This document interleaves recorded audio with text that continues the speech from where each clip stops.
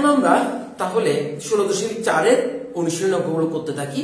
তো এর আগের পর্বে আমরা তীরগুলো আলোচনা করেছি এবং কি আয়তাকার ঘনবস্তু, আরেকটা হচ্ছে ঘনক, আরেকটা হচ্ছে বেলন। তো এই সংক্রান্ত আমরা 16.4 এ আমরা অঙ্কগুলো করব আর কি। তো আমি 9 নাম্বার থেকে শুরু করছি। 8 নাম্বারটা কিন্তু হুবহু সূত্র বসাবেন অঙ্ক হয়ে যাবে, তাই 9 থেকে শুরু করছি, 9 নাম্বার থেকে, অর্থাৎ আমাদের মেইন বইয়ের 16.4 এর 9 নাম্বার। তো একটি আয়তাকার ঘনবস্তু দৈর্ঘ্য, প্রস্থ, উচ্চতার অনুপাত 21:16:12 এবং কর্ণের দৈর্ঘ্য 87 সেন্টিমিটার হলে ঘনবস্তুটির তলের ক্ষেত্রফল নির্ণয় করো। আমাকে একটা আয়তাকার ঘনবস্তুর কথা বলেছে। সে আয়তাকার ঘনবস্তুর দৈর্ঘ্য, প্রস্থ, উচ্চতার অনুপাত দেওয়া আছে।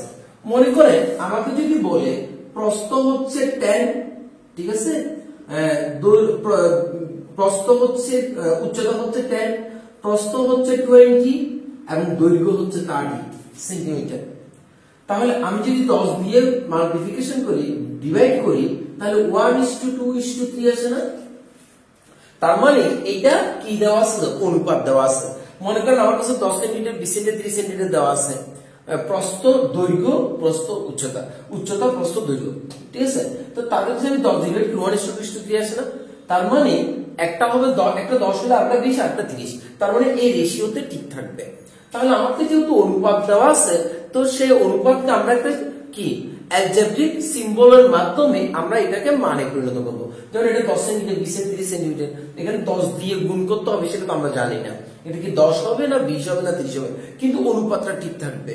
তো তাই আমরা এখানে একটা অ্যালজেব্রিক সিম্বল নিয়ে অনুপাতটার মাধ্যমে আমরা ধরে নিব যে দৈর্ঘ্য, ধরি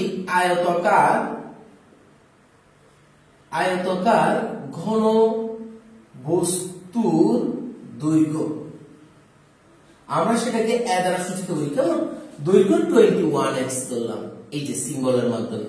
আর এখানে যেহেতু কর্ণের দৈর্ঘ্য সেন্টিমিটারে আছে, তাই আমি ধরে নিলাম এটা সেন্টিমিটার, 21x সেন্টিমিটার।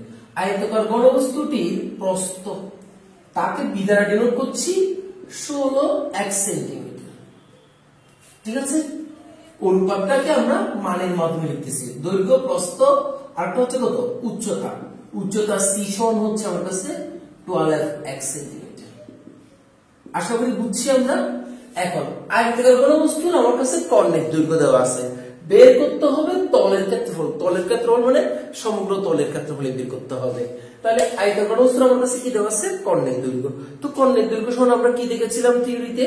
√ দৈর্ঘ্য স্কয়ার যোগ প্রস্থ স্কয়ার যোগ উচ্চতা স্কয়ার, মানে a স্কয়ার যোগ b স্কয়ার যোগ c স্কয়ার। তাহলে আমরা লিখতে পারি, সুতরাং কর্ণ আয়তাকার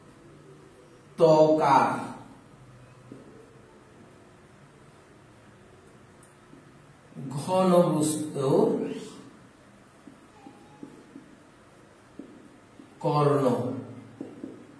কর্ণ সমান আমরা কি জানি? √ দৈর্ঘ্য স্কয়ার যোগ প্রস্থ স্কয়ার যোগ উচ্চতা স্কয়ার, ঠিক আছে, এত একক। এটা আমরা জানি, ঠিক আছে।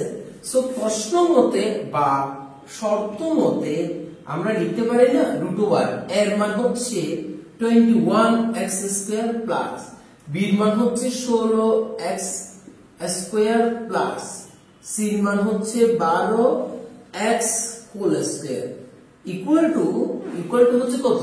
87। ক্লিয়ার? আশা করি কর্ণ হচ্ছে এটা। তো কর্ণের মানটা আমরা বসাইছি ইকুয়াল টু 87, কোশ্চেন বলে দিয়েছে। তাহলে এখান থেকে আমরা রুটটাকে চাইলে, রুট ধরাতে চাইলে আমরা স্কয়ার করতে পারি। তার জন্য আমরা এখানে একটু সিম্পল করলেও কিন্তু আমার দেখি রুটটা যায় কিনা। 21x এর উপর স্কয়ার করলে 21 উপর স্কয়ার করলে কি হবে? 441x স্কয়ার প্লাস 16 উপর স্কয়ার করলে কি হবে? 256x স্কয়ার প্লাস 12 উপর স্কয়ার করলে কি হবে? 144x স্কয়ার,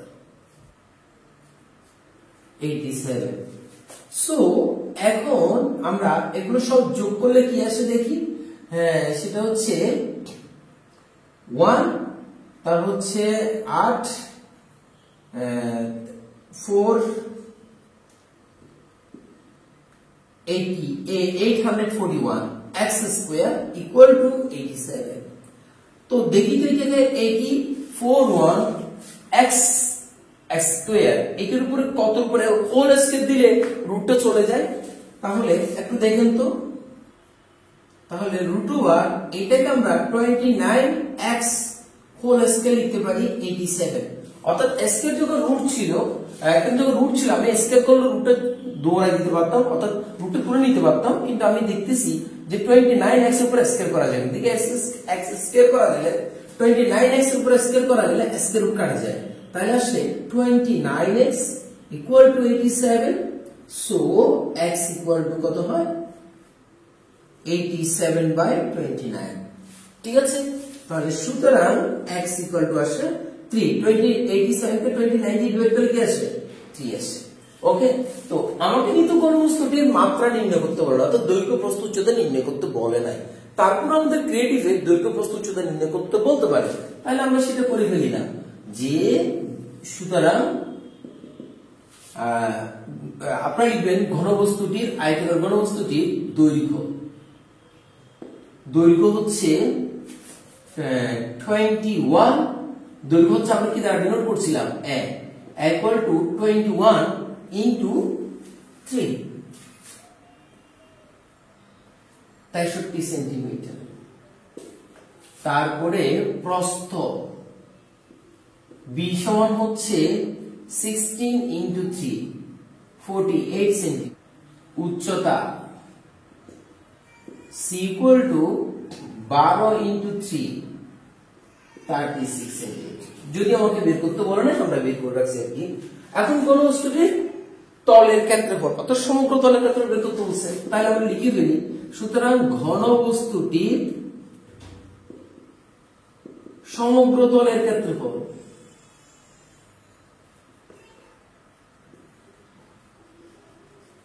সমান আমরা কি জানি 2 into ab plus bc plus c।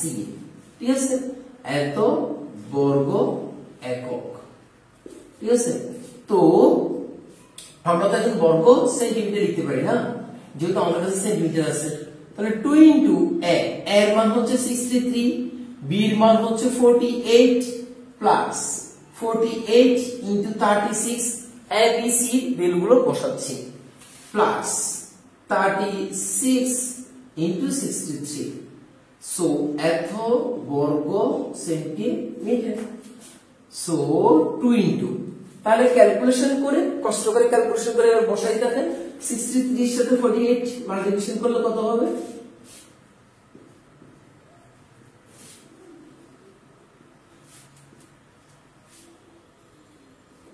এত বর্গ সেন্টিমিটার। তাহলে এটা ক্যালকুলেশন করে দেখেন এটা আসে কিনা, এটা ক্যালকুলেশন করে দেখেন এটা ক্যালকুলেশন করে দেখেন এটা আসে কিনা। এরপরে 2 ইনটু এগুলো সবগুলো অ্যাড করে এবার আমরা কিনা বসাই। ওকে, এবার সবগুলো অ্যাড করে দেখেন এটা আসে কিনা। ঠিক আছে, তো এবার যদি আমি মাল্টিপ্লিকেশন করি 2 এর 0 0 2 দুগুণে 4 2 এর 0 0 7 দুগুণে 14 এত বর্গ সেন্টিমিটার। ঠিক আছে, তাহলে এই অঙ্কটা কিন্তু অনেক সিম্পল ছিল। ঠিক আছে, অনেক সহজ। আমাকে একটা আয়তাকার ঘনবস্তুর দৈর্ঘ্য প্রস্থ উচ্চতার অনুপাত দেওয়া আছে, আমরা সেই দৈর্ঘ্য প্রস্থের অনুপাত থেকে আমরা দৈর্ঘ্য প্রস্থ অনুপাতগুলো মান x এর মাধ্যমে ধরেছি। দেন কর্ণ 87 এর কর্ণের দৈর্ঘ্য যেহেতু আমাকে 87 বলে দিয়েছে, তাহলে আমরা কর্ণের দৈর্ঘ্য সমান 87 থেকে যে সিম্বলিক অ্যালজেব্রিক সিম্বল ইউজ করেছি আমরা সেই x এর ভ্যালুটা পেয়ে গেছি। দেন আমাদের দৈর্ঘ্য প্রস্থ উচ্চতা পেয়ে গেছে। দেন সমতলের ক্ষেত্রফল তোমরা ইউজ করে দিয়েছি। খুবই সিম্পল। এই পরেরটা বুঝছি, সেটা হচ্ছে 10 নাম্বার 16.4 এর একটি আয়তাকার ঘনবস্তু 48 বর্গমিটার ভূমির উপর দণ্ডায়মান। একটা আয়তাকার ঘনবস্তু যেটা ও যে বেজের উপর দণ্ডায়মান ভূমি, সেই ভূমির ক্ষেত্রফলটা বলে দিয়েছে 48 বর্গমিটার। এর উচ্চতা 3 মিটার, উচ্চতাটা বলা যাচ্ছে, এবং কর্ণ 13 মিটার, কর্ণটাও বলে দিয়েছে। আয়তাকার ঘনবস্তুর দৈর্ঘ্য ও প্রস্থ নির্ণয় করো। উচ্চতা তো দেওয়া আছে, আয়তাকার ঘনবস্তুর দৈর্ঘ্য আর প্রস্থ নির্ণয় করতে বলছে। তো কোন একটা আয়তাকার ঘনবস্তু আমরা কিভাবে বলেছিলাম, কোন একটা আয়তাকার ঘনবস্তু যদি হয় এরকম, এই যে বেজের উপর দাঁড়িয়ে আছে এইটা নিয়ে আমাদের কথা না, এটা হচ্ছে বর্গমিটার, আয়তাকার ঘনবস্তু, আয়তাকার ঘনবস্তু, আর বেসটা অবশ্যই আয়তাকার। তাহলে এটা যদি হয় দৈর্ঘ্য a, এটা যদি হয় প্রস্থ b, আর এটা যদি হয় উচ্চতা c, তাহলে এই যে ভূমির ক্ষেত্রফল, ভূমিটা নিশ্চয়ই আয়তক্ষেত্র, ভূমির ক্ষেত্রফল বলে দিয়েছে 48 বর্গমিটার। তাহলে আমরা কি করতে পারি, ধরি আমাকে ঘনবস্তুর দৈর্ঘ্য প্রস্থটা কি করতে হবে, বের করতে হবে। তাহলে ধরি আয়তাকার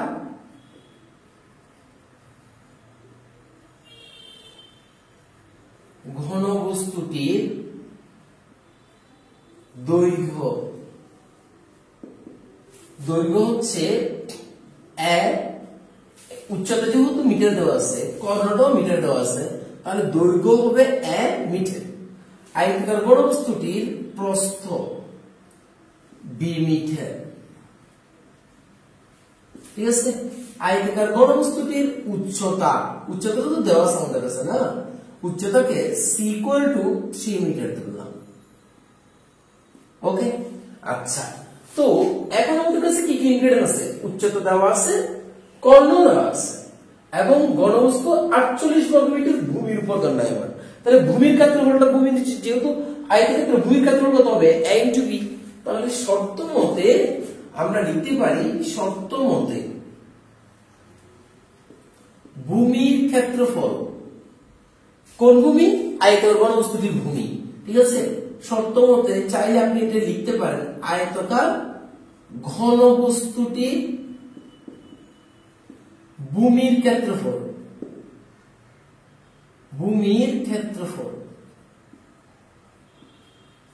আয়তাকার ঘনবস্তুটির ভূমির ক্ষেত্রফল কত, AB, ক্ষেত্রফল AB সমান হবে আমার কাছে 48 এত মিটার।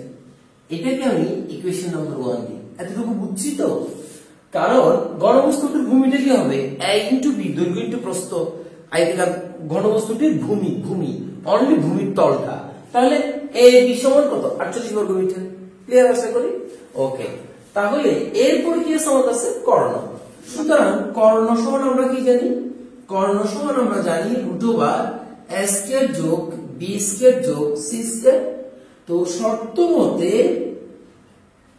আমরা লিখতে পারি √a² + b² + c জায়গায় মান আছে আমাদের কাছে 3² = 30। যেহেতু কর্ণ আমার কাছে উল্লেখ করা আছে, আমরা এভাবে লিখতে পারি। তাহলে আমরা উভয় দিকে স্কয়ার করে ফেলি, a² + b² = 9। স্কয়ার রুট চলে গেলে এখানে 13 এর উপর হবে স্কয়ার। বুঝতে পেরেছি এখানে রুটটা কেন চলে গেল, উভয় দিকে বর্গ করেছি। বা আপনি যদি বলেন আমি লাইনটা দিব, হ্যাঁ দিতে পারেন, স্কয়ার এভাবে বর্গ করেছি। সো স্কয়ার রুট চলে গেলে a² + b² + 9 = 169। তাহলে a² + b² = 169 - 9। তাহলে এখান থেকে আমার কাছে আসতেছে a² + b² = 160। এইটাকে আমি 2 নং সমীকরণ দিচ্ছি। ওকে, এখন প্রশ্ন, আমার কাছে যতগুলো ইনগ্রেডিয়েন্ট আছে, উপকরণ, তাদের থেকে আমরা এই দুইটা জিনিস পেলাম, 1 নং আর 2 নং সমীকরণ। এখান থেকে আমার কাছে যদি a আর b এর মান বের করতে পারি, তাহলে আমার কোয়েশ্চেনের আনসার পেয়ে যায়। a হচ্ছে দৈর্ঘ্য, b হচ্ছে প্রস্থ। এখন আমাদের কাছে যে কাজটা করতে হবে, এই দুইটা ইকুয়েশন, এই দুইটা ইনগ্রেডিয়েন্টকে কাজে লাগিয়ে আমাকে a আর b মান বের করতে হবে, ঠিক আছে। এখন আমাকে বীজগাণিতিক ক্যালকুলেশনের মাধ্যমে করতে হবে। তাহলে আমরা কি করতে পারি, আমরা এখন a² b² এর ভ্যালু আর ab ভ্যালুটাকে কাজে লাগিয়ে আমাদের কাজ করতে হবে। তাহলে আমরা একটা জিনিস জানি যে করোলারি অনুসিদ্ধান্ত a + b² সমান a² + b² + 2ab। বলছি করোলারি বসাইছি, কিন্তু ফর্মুলা বসিয়েও করা যাচ্ছে। a + b² সমান a² + b² + 2ab লিখে যায় না, মানে a² + 2ab + b², আমি b² কে আগে লিখেছি আর কি। তাহলে এখানে দেখেন তো a² + b² মান হচ্ছে 160, 2 নং ইকুয়েশন থেকে যেটা পাই, প্লাস 2 * ab, ab ভ্যালু কত, 48, 2, এই যে 2 * ab, তো ab এর মান হচ্ছে 48, এইটা লিখে লিখে দিলাম। তাহলে 160 প্লাস 96, তাহলে এখানে 5 15 এর কত হবে, 15 5 কত 1 256, ঠিক আছে। তাহলে আমরা এটা কার জন্য পেলাম, যে a plus b whole square জন্য পাইছি। তাহলে সুতরাং a plus b equal to, এখানে আমার কাছে কি আসবে, এখানে আমার কাছে হবে √256। প্রশ্ন হচ্ছে এখানে স্কয়ার যখন এদিকে আসলো রুট দিলাম, আমি এখানে বর্গমূল যেহেতু বের করতেছি প্লাস মাইনাস দিলাম না কেন, এই এটা দৈর্ঘ্য বিটা প্রস্থ তাদের এডিশন কখনো ঋণাত্মক আসবে না। ওকে, তাহলে এখান থেকে আমরা পাচ্ছি a plus b equal to 16। এটাকে আবার সমীকরণ আমি 3 দিচ্ছি। ওকে, বুঝতে পারছি বিষয়টা। তাহলে এইবার আসি, এটা আমরা a প্লাস b বের করছি। এখন যদি a মাইনাস b বের করতে পারি, দেখেন তাহলে আবার a minus b whole square equal to a square plus b square minus 2ac লিখতে পারি না, মানে a মাইনাস b সমান a square minus 2ac plus b square, তো b স্কয়ার কে আগে এনে লিখেছি আর কিছু না। সো এখান থেকে আমরা লিখতে পারি a minus b whole square equal to, so a square plus b square এর ভ্যালু হচ্ছে 160, তাহলে 160 লিখে দিই minus 2 into a b value হচ্ছে কত, এই যে a b ভ্যালু হচ্ছে 48, তাহলে 160 মাইনাস 96, তাহলে 96 চলে গেলে a minus b whole square equal to, এখান থেকে 4 আসবে, ঠিক আছে, 10 থেকে 6 চলে গেলে 4 আসবে, 5 15 থেকে 9 চলে গেলে 6 আসবে, তার মানে a minus b equal to 8। এখন সরাসরি লিখে দিই √64। এখানেও প্লাস মাইনাস দিলাম না কেন, কারণ এর থেকে b মাইনাস করার পরে এখানে নেগেটিভ আসবে না, যেহেতু এখানে দৈর্ঘ্য প্রস্থের ব্যাপার সেটা, ঠিক আছে। a minus b equal to 8 square, তার মানে 8 লিখতে পারি। 64 কে 8 8 64, 8 স্কয়ার লিখতে পারি, দেন a minus b equal to 8। এটা হচ্ছে ইকুয়েশন নাম্বার 4। তাহলে এখন দেখেন তো এটা আমরা কেন করেছি হঠাৎ করে a plus b whole square a minus b whole square, কারণ আমরা a প্লাস b আর a মাইনাস b ভ্যালুটা পাওয়ার জন্য। এখন আমি 3 আর 4 যদি এই 3 এবং 4 এই দুইটি ইকুয়েশন যদি অ্যাড করি, তাহলে পেয়ে যাব a এর মান, মাইনাস করলে পেয়ে যাব b এর মান। দেখেন তাহলে 3 number equation plus 4 number equation, 3 এবং 4 অ্যাড করতেছি। দেখেন a প্লাস b অ্যাড করি, a plus b plus a minus b add করেছি, অর্থাৎ যোগ করছি 16 প্লাস 8, ঠিক আছে। তাহলে b b কাটা গেলে আমার কাছে কি থাকবে, এখানে টুয়াইস a থাকবে, ইকুয়াল টু 16 এর সাথে 8 অ্যাড করলে হবে 24। তাহলে এখান থেকে a এর ভ্যালু আসবে 12 সেন্টিমিটার, তাহলে a এর ভ্যালু আসছে আমার কাছে 12 সেন্টিমিটার। দেন একইভাবে যদি আমরা a এর ভ্যালুটা এখন যদি মাইনাস করি আরেকটা পেয়ে যাচ্ছি, তারপর আমি শর্টকাট করে ফেলি, 3 নাম্বার ইকুয়েশন হতে পাই, যেখানে আমি a এর ভ্যালুটা পুট করব। আপনারা কি লিখবেন, a এর মান 3 নং এ বসিয়ে, 3 নং এ যদি বসাই তাহলে 12 plus b equal to 16, so b equal to 16 minus 12, so b equal to 4 centimetre. তাহলে আমরা দৈর্ঘ্য পেয়ে গেছি। ওকে, তো আয়তাকার ঘনবস্তুটির যে বেইজের উপর আয়তাকার ঘনবস্তুটি দাঁড়িয়ে আছে দণ্ডায়মান, সেই বেইজের ভূমির তলের ক্ষেত্রফল দেওয়া ছিল, তো সেই তলের ক্ষেত্রফল আমাদের কাছে দৈর্ঘ্য আসছে 12, প্রস্থ আসছে কত 4, তাহলে 12 এর সাথে যদি 4 গুণ করি 4 বার 48, আমাদের কাছে কিন্তু ঘনবস্তুটির বেইজ ভূমির ক্ষেত্রফল দেওয়া ছিল 48, তার মানে আমাদের অঙ্কটা হয়ে যাচ্ছে। সো আপনারা লিখবেন আয়তাকার ঘনবস্তুটির দৈর্ঘ্য 12 সেন্টিমিটার, প্রস্থ 4 সেন্টিমিটার, এটা লিখে দিতে হবে নিচে, ঠিক আছে। ওকে, আশা করি বুঝতে পেরেছেন।